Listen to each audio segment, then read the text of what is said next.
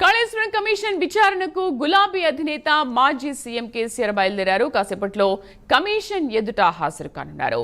Erravelli farm house నుంచి భారీ ర్యాలీతో బయలుదేరిన కేసీఆర్ నేరుగా బీఆర్కే భవన్లో కాళేశ్వరం కమిషన్ ముందు విచారణ హాజరు కానున్నారు. కేసీఆర్ వెంట మాజీ మంత్రి హరీష్ రావు, ఎమ్మెల్సీ కవిత సహా పలువురు బీఆర్ఎస్ నాయకులు బయలుదేరారు. ఈ విచారణలో కేసీఆర్ కాళేశ్వరం కమిషన్ సభ్యులు ఏ ప్రశ్నలు అడగనున్నారు, దానికి కేసీఆర్ ఎలాంటి సమాధానం చెబుతారన్న దానిపై తెలంగాణ రాజకీయాల్లో తీవ్ర ఉత్కంఠ నెలకొంది.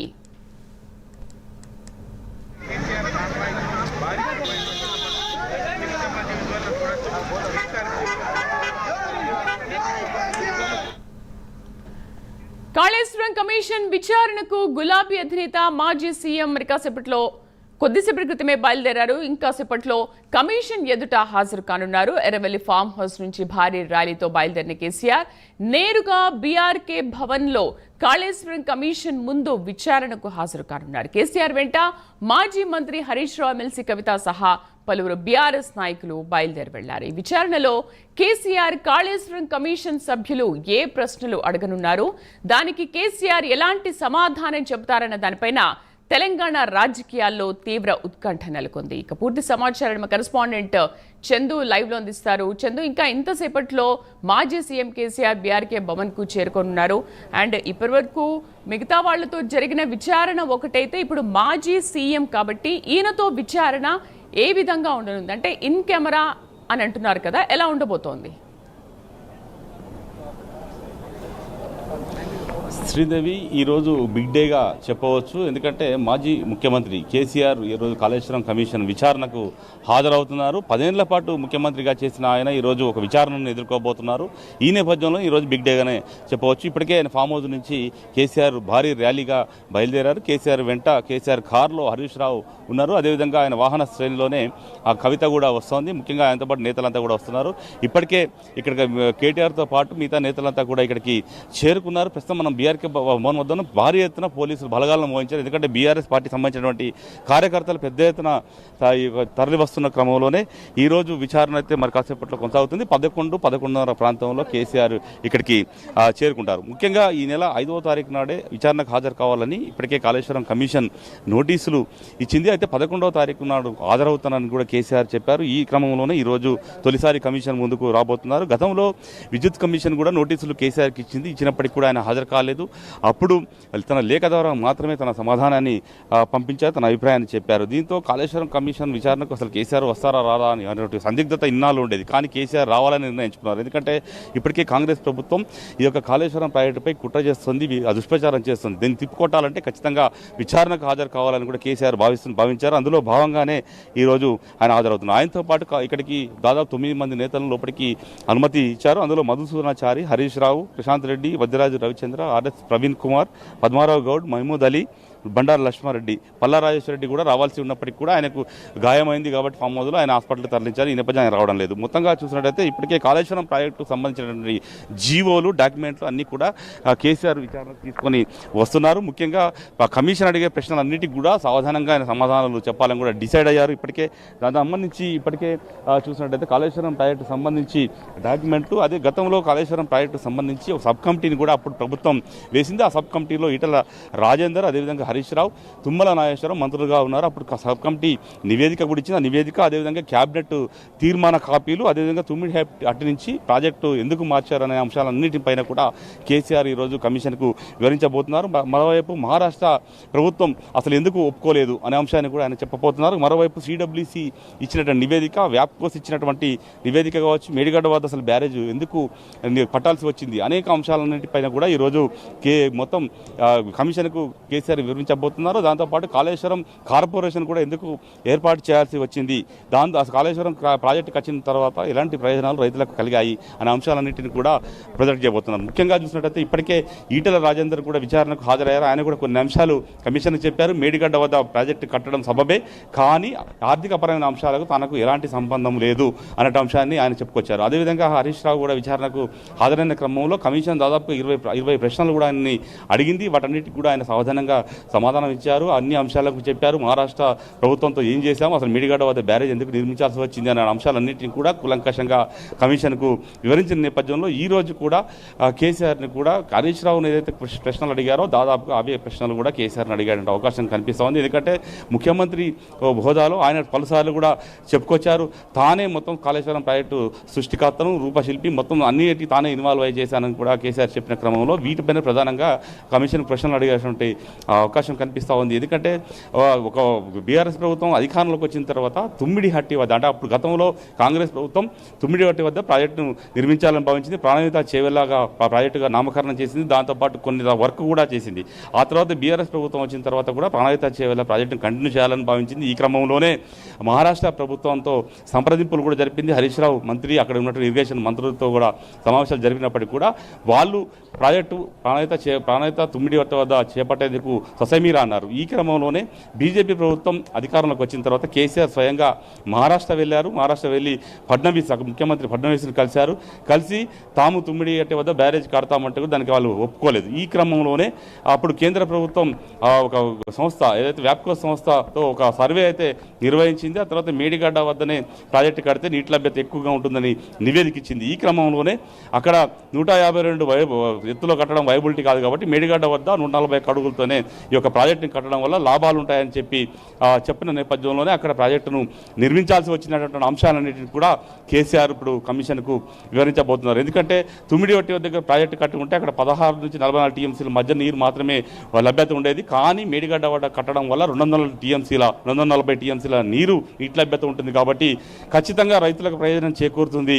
అందుకే తాము అక్కడ ప్రాజెక్టును కట్టాము అనే అంశాన్ని కూడా ఆయన ప్రొజెక్ట్ చేయబోతున్నారు. అదే ఎందుకంటే ఒకవేళ 240 టీఎంసీలతో మేడిగడ్డ వద్ద ప్రాజెక్టు కట్టిన తర్వాత దాన్ని నిల్వ చేసే సామర్థ్యం ఉన్న రిజర్వాయర్లు కావాలి. దానికోసం 141 టీఎంసీలతో ఇప్పటికే కొండపోచమ్మ సాగర్, రంగనాయక సాగర్, మల్లన్న సాగర్ లాంటి రిజర్వాయర్లను కూడా నింపాము. దాని ద్వారా మొత్తం రైతులకు ప్రయోజనం చేకూరుస్తున్నాము అనే అంశాలన్నింటి కూడా ఈరోజు కేసీఆర్ స్వయంగా వివరించబోతున్నారు. మరోవైపు మొదటి నుంచి కూడా కాంగ్రెస్ పార్టీ అధికారం రాకముందు కావచ్చు, వచ్చిన తర్వాత కూడా కాళేశ్వరంలో 1,00,000 కోట్ల అవినీతి జరిగింది అనే అంశాన్ని కూడా పెద్ద ఎత్తున చెప్తున్నట్టు విమర్శలు చేస్తున్న క్రమంలో ప్రాజెక్టు 63,000 కోట్లతో తాము ప్రారంభించాము. దాని అంచనాలు పెరిగి 93,000 కోట్లకు మాత్రమే చేరుకుంది.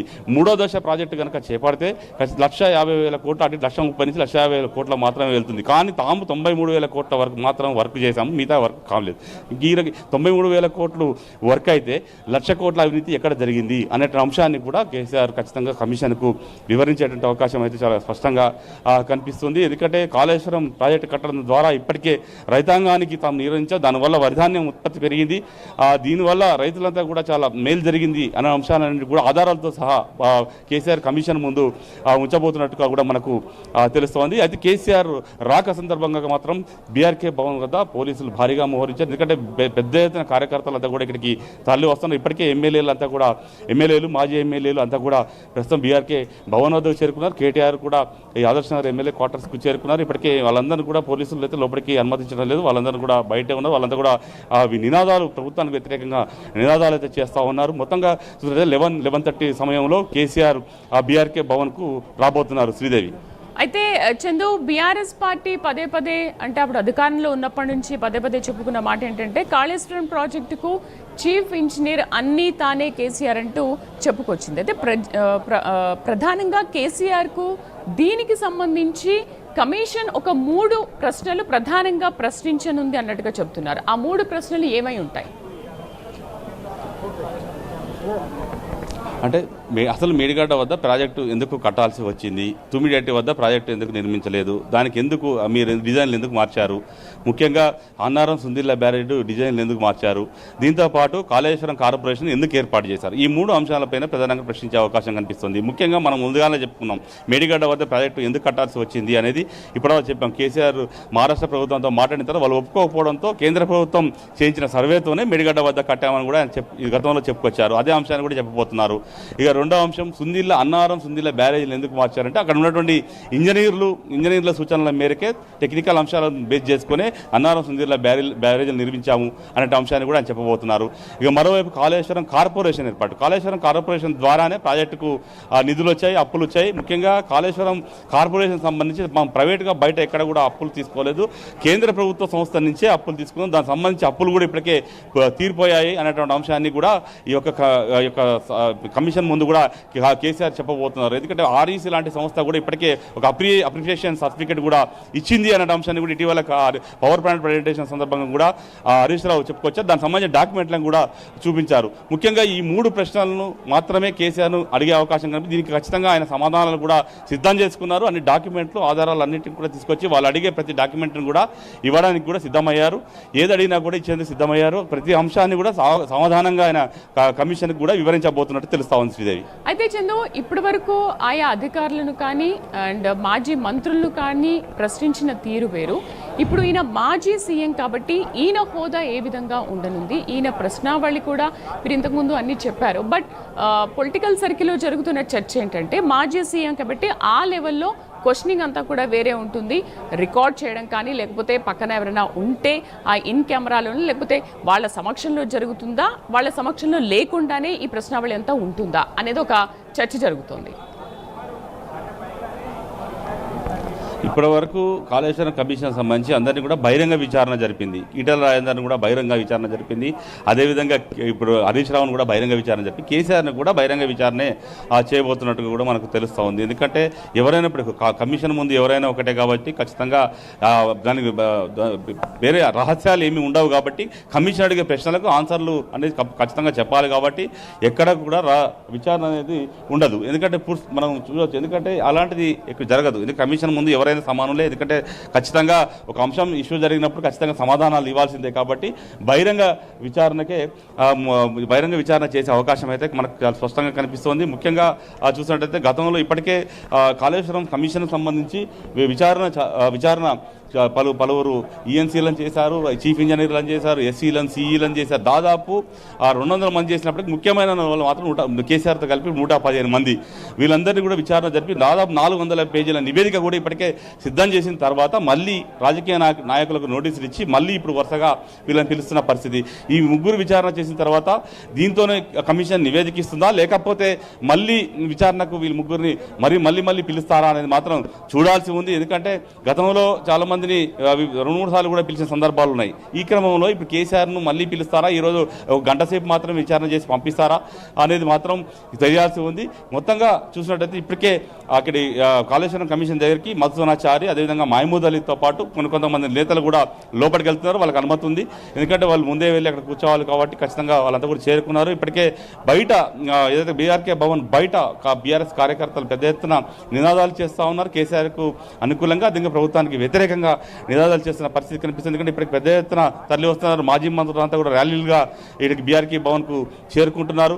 ఒక్కొక్కరుగా కేసీఆర్ కూడా బయలుదేరి మార్గం మధ్యలో ఉన్నారు. భారీ కాన్వాయ్తో వస్తున్నారు. కేసీఆర్ వెంట హరీష్ రావు ఉన్నారు. అదేవిధంగా కాన్వాయ్లో కవిత కూడా వస్తున్నారు. మొత్తంగా చూస్తుంటే ఈరోజు అంటే ఇన్నాళ్ళు కవిత కొంత దూరంగా ఉంది. మొన్న ఇటీవల లేఖ రాసిన తర్వాత ఈ తొలిసారిగా ఫామ్ హౌస్కి వెళ్ళి కేసీఆర్ని కలిశారు. ఈ నేపథ్యంలో కొంత ఆసక్తి అయితే కనిపించింది. ఈ నేపథ్యం మొత్తానికి చూసినట్టయితే కాళేశ్వరం కమిషన్